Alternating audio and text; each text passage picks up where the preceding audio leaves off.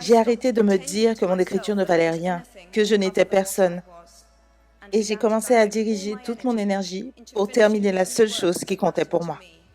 Je n'ai jamais été quelqu'un de confiant. J'étais plutôt quelqu'un qui n'a jamais cru en elle. Mais il y avait une chose à laquelle je croyais, une chose dans ma vie, c'est que je savais raconter une histoire. J.K. Rowling, avec sa saga Harry Potter, a été refusée de 14 maisons d'édition différentes. Alors oui, cette histoire est très connue, c'est même pour moi du coup un modèle de persévérance puisque vous n'êtes pas sans savoir que J.K. Rowling a dû emprunter, utiliser un pseudo masculin pour pouvoir réussir à se faire éditer grâce au conseil d'un agent. Parce que oui, nous sommes beaucoup plus de femmes à écrire et pourtant nous sommes beaucoup moins de femmes à être éditées. Je n'édite que des femmes pour cette simple et bonne raison. J.K. Rowling est pour moi un modèle de persévérance, un modèle de réussite au féminin et c'est la raison pour laquelle aujourd'hui, je vais vous donner 10 conseils made in J.K. Rowling. Salut à toi, si tu ne me connais pas, je m'appelle Priska, je suis coach en écriture dédiée à la femme puisque j'accompagne la femme à écrire son roman et à le faire éditer, le tout en restant motivée tout du long. Si les valeurs que je prône et le contenu que je crée est susceptible de t'intéresser, je t'invite à t'abonner à cette chaîne et à activer les notifications afin d'être averti de mes prochaines vidéos. Je donne souvent un conseil aux jeunes auteurs s'ils veulent être auteurs. C'est la méthode que j'ai utilisée moi-même, donc c'est le meilleur conseil que je puisse donner. Tu dois lire autant que tu peux, car c'est la meilleure façon de reconnaître la bonne écriture. Imiter tes livres préférés, c'est OK, c'est le processus nécessaire pour apprendre. Persévérer, c'est une carrière avec beaucoup de revers, mais les récompenses sont énormes. Ici, J.K. Rowling rejoint exactement le même discours que Stephen King, qui dit que la persévérance est la clé, plus encore que le talent. C'est la persévérance qui a fait que J.K. Rowling aujourd'hui que J.K. Rowling est une auteure mondialement connue, mais surtout que sa saga Harry Potter ait vu le jour. Elle a persévéré, elle a biaisé, elle a dû biaiser, certes, elle y était obligée. Aujourd'hui, il y a des solutions. Aujourd'hui, je lutte pour que la femme puisse écrire son nom sur son bouquin et en être fière sans être obligée de le travestir pour se faire passer pour un homme auprès des maisons d'édition, sachant que le lectorat n'est absolument pas fermé au fait de lire une femme ou un homme. C'est juste une idée reçue des maisons d'édition qui refusent la plupart des femmes qui souhaitent éditer leur roman. Numéro 2, soyez toujours en train d'écrire. J.K. Rowling a eu l'idée d'Harry Potter dans un train de Londres, mais il n'en est pas moins vrai qu'elle a écrit de façon compulsive de 6 à 25 ans. Troisième conseil, soigne ton world building. Quand j'écris un livre, je dois tout savoir. Tu n'as pas à tout me dire, mais le lecteur doit avoir la certitude que tu sais tout. Elle nous dit, sachez tout de votre monde, de votre histoire, et générez beaucoup de matériel. Seule une toute petite partie de ce matériel se retrouvera dans le roman. Cependant, votre connaissance du monde sera ressentie par le lecteur. Alors j'ai envie de rebondir 1 milliard de fois sur ce qu'elle est en train de dire. Déjà pour commencer, premièrement, créer un monde crédible. Une grande partie, si ce n'est la totalité de la réussite d'Harry Potter, tient pour moi au fait que J.K. Rowling ait travaillé un monde dans ses moindres détails. La deuxième chose sur laquelle je souhaite rebondir, c'est de dire à l'auteur débutant de faire attention à son ego. Quand on commence, on fait énormément de recherches. On crée une Bible pour son histoire et quand on l'a écrit, quand on l'a créé, c'est complètement indépendamment de l'écriture du roman. C'est un monde qu'on a créé de toutes pièces. Et pourtant, l'histoire qu'on a racontée doit tenir dans 400, 500, 600 pages. L'ego de l'auteur va le pousser à intégrer sa Bible dans son roman. Sauf que ça va brouiller le lecteur. Le lecteur a besoin d'avoir des informations bien définies qui servent l'histoire. Si tu lui sers ta Bible entière dans ton roman alors que ce n'est pas le bon moment, le lecteur va se lasser, il aura l'impression de lire une encyclopédie sur ton monde. C'est très difficile pour l'auteur débutant de faire la part des choses et de se dire, certes, j'ai fait beaucoup de recherches, mais tout ne doit pas se retrouver dans le roman. Et malheureusement, tout ne pourra pas y entrer. Une bonne histoire existe pour immerger le lecteur. On n'est pas des documentalistes. Tout le reste sert de socle. C'est ce qui permet à la pointe de l'iceberg d'apparaître aux yeux du lecteur. Mais c'est quelque chose qui doit rester caché au risque de noyer le lecteur. Numéro 4, trace ton histoire. C'est ce que j'entends par planifier. Je sais le moment exact où chaque chose doit se passer et les raisons pour lesquelles elle se passe.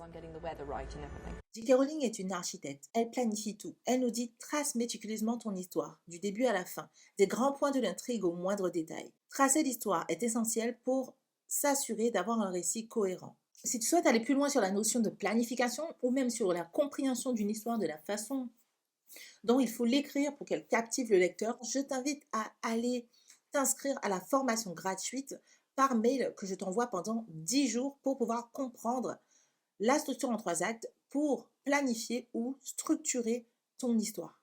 Numéro 5, laisse les personnages vivre en toi. Laissez-les être une exagération de vous. Si vous n'êtes pas en sécurité, par exemple, laissez votre personnage surmonter cette insécurité.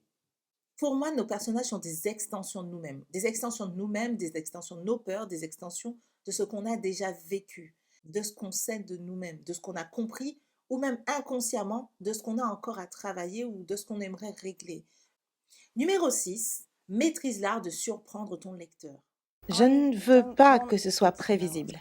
C'est une part de l'excitation qu'on a pour l'histoire. Le secret et le mystère sont une grande part de l'excitation. Planifie soigneusement tes harengs rouges et n'en donne jamais trop. Le hareng rouge est une technique d'écriture qui va venir faire diversion auprès du lecteur pour venir étonner le lecteur. Par exemple, dans Harry Potter, je vous ai déjà parlé de cette partie, l'attention de Harry a été phagocytée par Rogue. On savait qu'il y avait un sbire de Voldemort dans l'école, mais on ne savait pas qui. Rogue avait tous les traits du méchant. Il semblait lancer des incantations contre lui, il était secret, on n'arrivait pas à le cerner. Ça en faisait le candidat idéal. Et par la suite, on s'est rendu compte que ce n'était pas lui, mais... Ah, j'ai oublié son prénom. Et pour le coup, c'est ce qu'on appelle un hareng rouge. Détourner l'attention du lecteur sur une fausse piste pour ensuite l'étonner. Si tout ce que je viens de te dire te semble complexe et que cela te bloque, je t'invite à partir voir en description laquelle de mes formations pourra t'aider à faire aboutir ton projet de roman captivant. Numéro 7, l'envie d'écrire. Pour J.K. Rowling, et pour moi également, je vous en ai déjà parlé, je vais la citer, l'envie d'écrire vient souvent d'un désir de réorganiser la réalité dans laquelle vous êtes. Inspirez-vous de votre adolescence, de vos luttes, de vos épreuves.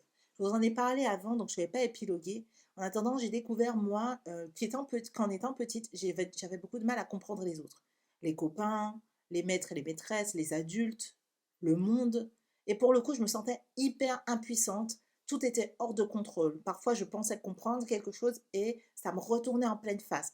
Je faisais des choses, j'étais punie, j'en faisais d'autres, je ne l'étais pas.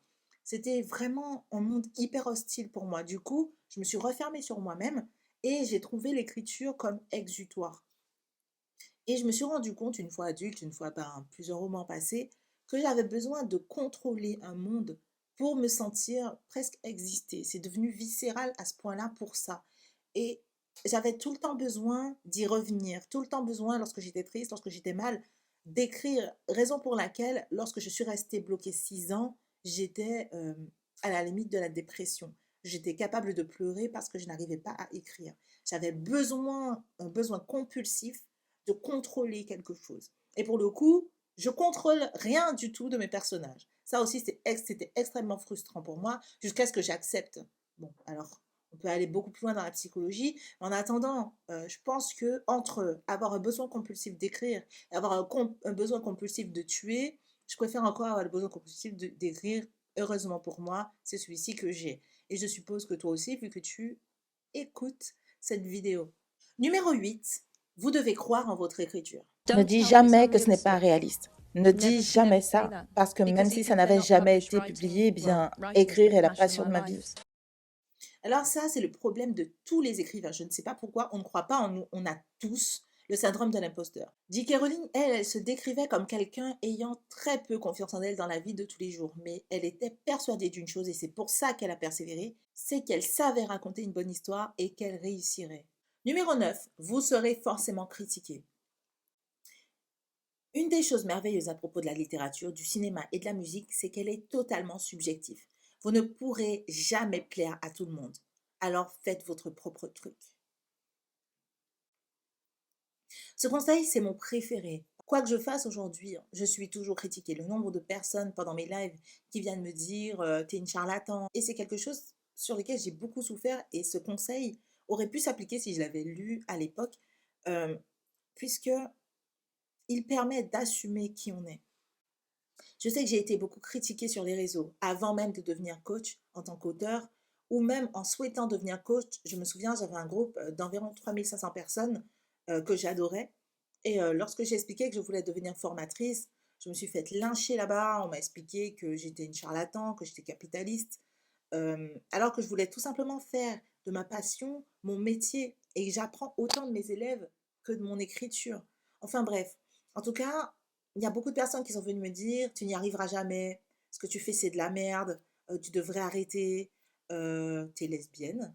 Ça aussi, je l'ai entendu. Rien à voir, hein, mais LGBT, ça l'LGBT, bref.